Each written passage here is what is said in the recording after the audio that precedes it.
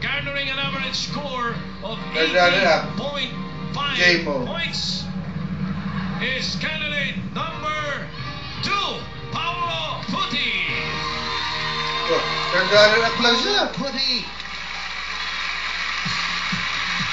Nag-runner up lang siya.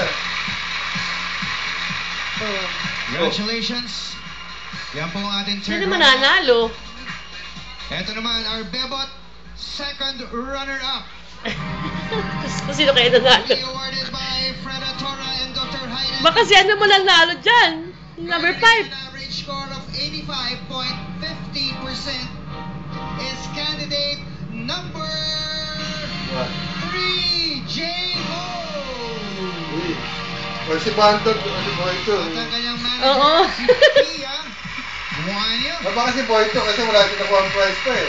Oo. Congratulations to J-Mo. Talent daw ang mahalaga, di ba? Saka beauty. Okay. Tuwang-tuwa ang Personality. Tuloy po natin. Narito naman yung ating Bebot first runner-up to be awarded by Precious Paolo Nicole and Dr. Hayden Co.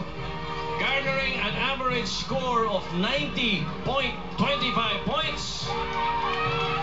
Candidate number 1, Pagirl 2. Pagirl 2, first runner-up na. First runner up lang. Si Bando pa nanalo. Tuwan-tuwa yung manager. Congratulations. Ilan ang natira? Dalawa na lang. Dalawa na natitira. lang. At i-announce na natin yung Bebot 2007. Nanalo si ano? Pwede bang yung dalawang natitira?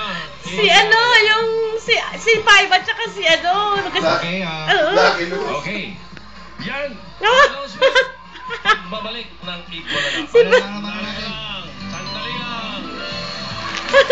Nanalo yun, nanalo.